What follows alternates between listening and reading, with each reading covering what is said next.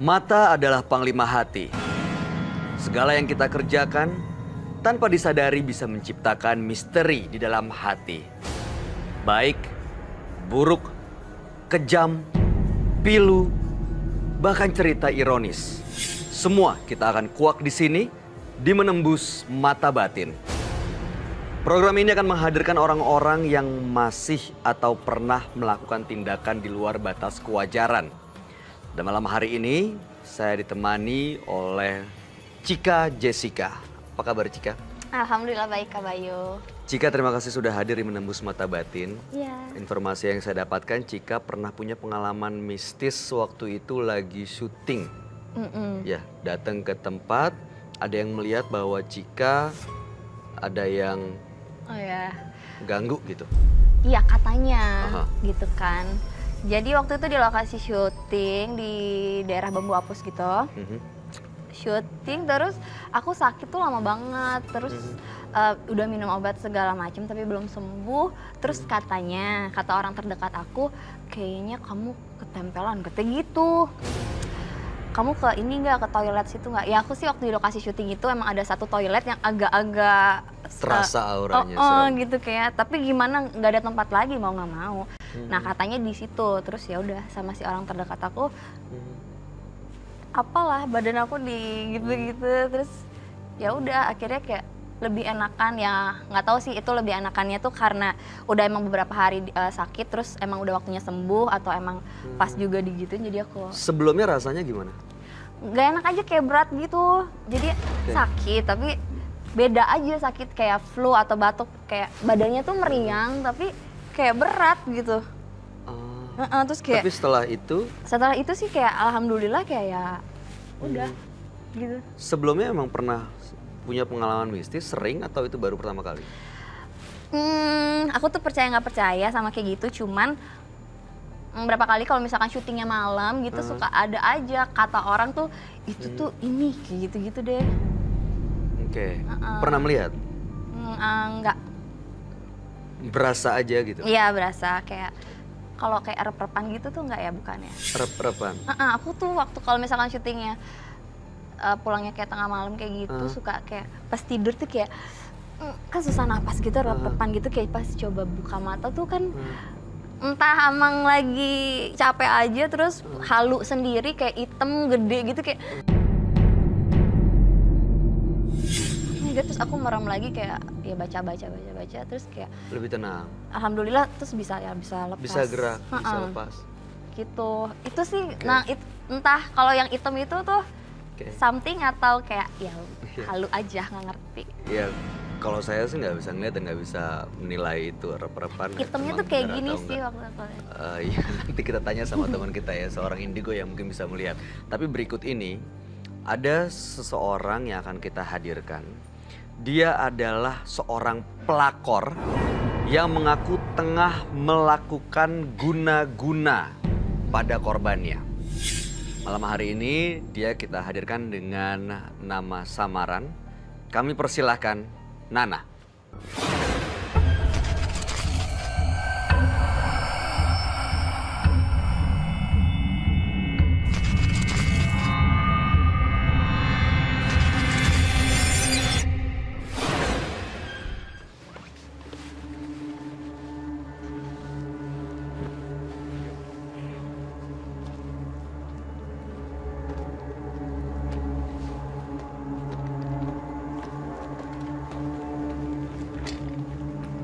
Silakan Nana. Ya. Nana, terima kasih sudah hadir di Menembus Mata Batin. Apa kabar? Alhamdulillah baik. Boleh diceritain ke kita semua saat ini Nana tuh usianya berapa dan tinggal di daerah mana ya? Usia saya 35, tahun ini pas 35 tahun, tinggal di daerah BSD. Oke. Dan kabar yang kami miliki, Nana ini menggunakan guna-guna. Sebenarnya sih bukan guna-guna. Tapi apa? Cuma saya kan sebelumnya korban dari pelakor. Di situ saya sempat tidak percaya diri. Jadi saya pergi ke orang pintar lah istilahnya saat itu, minta karena saya sempat nggak percaya diri gimana kalau kamu saya mandiin aja pakai kembang kayak gitu.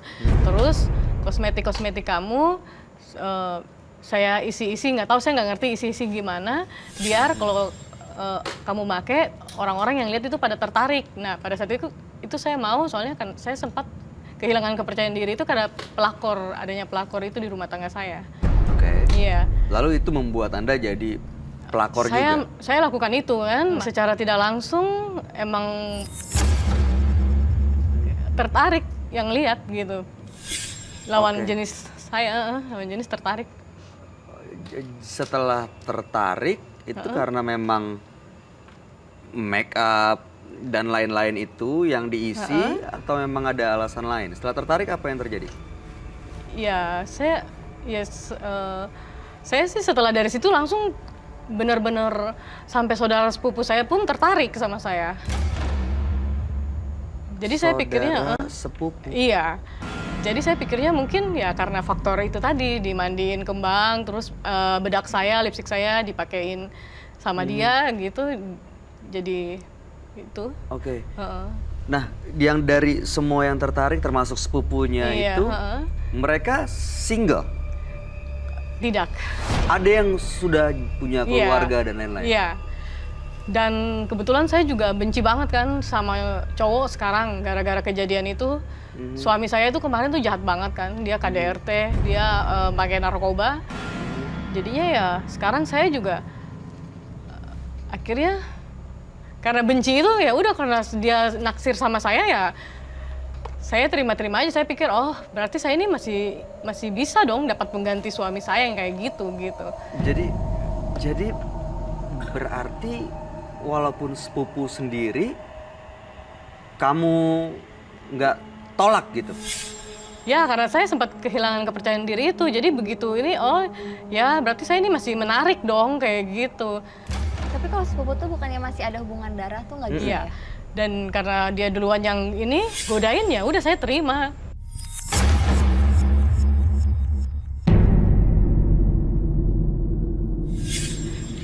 Karena saya korban pelakor ya udah. Oke, sepupu Mbak Nana punya istri? Punya. Istrinya tahu? Istrinya nggak tahu. Berarti dengan kata lain Mbak Nana juga seorang pelakor? Ya, bisa dibilang begitu. Dan sepupu sendiri? Iya. Sampai sekarang masih? Masih. Jadi, tapi sebenarnya saya kesini juga saya kepengen itu. Tahu gitu, ini saya sebenarnya kepengen menyelesaikan ini dan punya hubungan baik-baik ya, yang normal. Tapi di luar itu yang tadi saya dimandiin segala macam, saya mau yang normal gitu. Oke. Jadi efek dari bedak dengan lipstik ini saya kepengen hilangkan gitu. Tapi apa bisa langsung hilang apa gimana gitu. Saya kepengen cari yang pasangan yang benar-benar normal liatnya. Oh jadi sekarang banyak udah kayak puas pengen. jadi Udah pelakor, jadi sekarang udah mau stop gitu. Udah iya, aku udah membuktikan semuanya. Maksudnya oh ternyata dengan begitu aku bisa gitu. Oke. Mantan suami udah nggak ada hubungan apa-apa lagi? Sudah nggak ada. Oke. Sebaiknya memang Mbak Nana cerita dengan teman kami. Dia adalah seorang indigo yang mungkin bisa melihat sebenarnya apa yang terjadi. Mungkin bisa memberikan solusi buat permasalahan dan keinginannya Mbak Nana. Oke? Nah, kalau begitu langsung saja kami persilakan Roy Kiyoshi. Sebelumnya, tim Mata Batin sudah memberikan tanggal lahir dan nomor rumah partisipan kepada Roy Kiyoshi.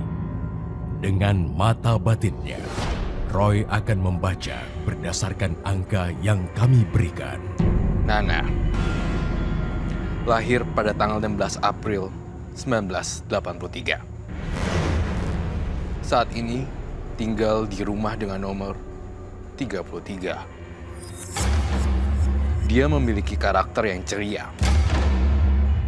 Tetapi saya melihat di sini adanya dendam yang membuat orang lain menjadi sengsara.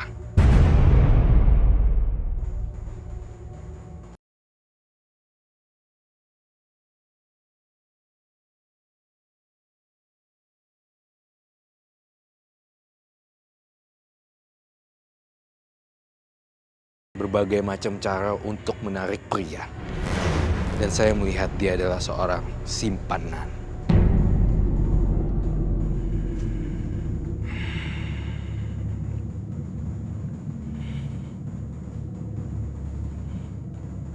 Ada sosok wanita berambut panjang dengan lidah menjulur.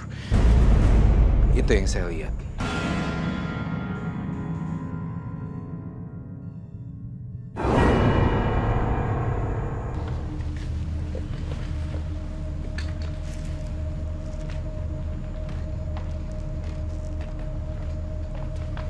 Terima kasih, Roy. Silakan duduk. Silakan, Roy.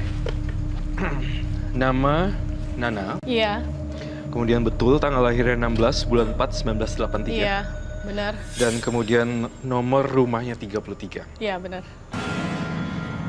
Melihat dari tanggal lahirnya, saya merasa Nana, kamu mempergunakan ilmu ini untuk menjadi seorang simpenan. Kamu lebih enjoy ternyata menjadi seorang simpenan. Itu yang saya rasakan di tubuh Nana. Dan sampai sekarang nih kayaknya kamu bergetar nuansa hatinya. Antara ketakutan juga Nana, dan Nana ingin menghilangkan seluruh ilmu-ilmunya juga. Itu yang saya rasain. Antara kamu ingin hilangkan, tapi ada rasa khawatir kalau hilang gimana, dan caranya gimana, mesti gimana, dan seperti apa. Itu saya rasakan di mata Nana. Dan satu lagi yang saya lihat, entah kenapa ya, saya melihat di tubuh kamu itu identik dengan mandi kembang. Apakah masih ada sampai sekarang?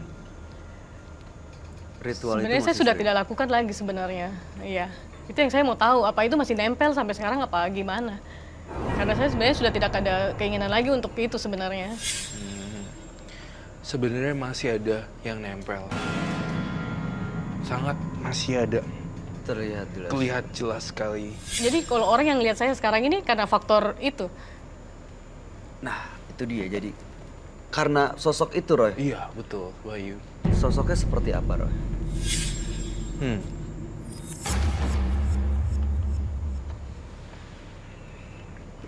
Saya ngelihat sesosok.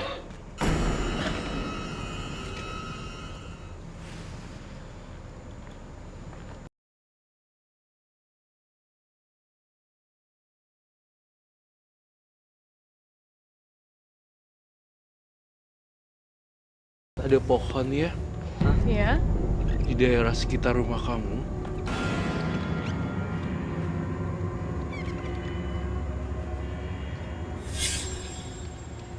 Jadi sebenarnya yang saya lihat di sini adalah sosok kuntilanak yang menempel di tubuh kamu dan dia hinggap di pohon depan rumah kamu. Itu yang saya rasain. Jadi saya ngerasa juga entah kenapa ya, saya ngelihat Nana, saya lihat kuntilanak. Kuntilanak, Nana, kuntilanak, Nana. Itu yang saya rasakan. Tapi saya yakin Nana datang ke sini bertujuan baik untuk melepas ini semuanya. Iya. Karena saya tahu hati orang. Kamu di sini saya lihat ada ketakutan yang luar biasa. Bagaimana ngelepasin sang kuntilanak ini dan teman-temannya. Jadi nggak sendiri, ada banyak. Banyak. Kuntilanak juga gitu. Banyak teman-teman. Ternyata kamu itu, saya ngerasa saya juga lihat ada barang khusus yang kamu bawa-bawa di dalam tubuh kamu itu. Bukan susuk tapi semacam kayak barang seperti barang-barang benda-benda kecantikan, kaca, kemudian parfum atau bedak atau lipstick. Oh iya ya, bedak sama lipstick waktu itu. Bedak sama lipstick. Yang saya kasih untuk di itu. Dimandiin. Ditiup, nggak tahu istilahnya, pokoknya diisi gitu. Sama yang mandi, jadi sekalian. Oh, Setelah dimandi. dimandi kembang, terus di bedak saya sama lipstick saya itu diserahkan ke dia. Habis itu dia bilang udah nanti pakai gitu aja. Bedak itu jadi ada diapain, Roy? Maksudnya diisi? Diisi oleh sang paranormal tersebut dan diisi kemudian itu jadi magnetnya makhluk halus juga nempel ya, tidak sengaja. Yang di pohon lah, yang di jalan lah, yang di korban kecelakaan lalu lintas yang retak semuanya, arwahnya pada datang semuanya. Karena kamu juga auranya magis sekali. Jadi jadi luar biasa. Ini sosok kuntilanak yang ada di depan rumah dan teman-temannya ini datang karena ritual yang dimandiin itu. Betul. Terus sejak itu dia itu sejak itu. Sejak itu sampai sekarang dan sampai sekarang. Iya. Sampai sekarang saya ngerasa, dan makanya nih ada satu kesalahan fatal juga yang perlu saya tekankan di sini kepada kamu, Nana, bahwa kamu kok enjoy ya selingkuh dengan sepupu kamu ketimbang dengan laki-laki yang bener-bener single.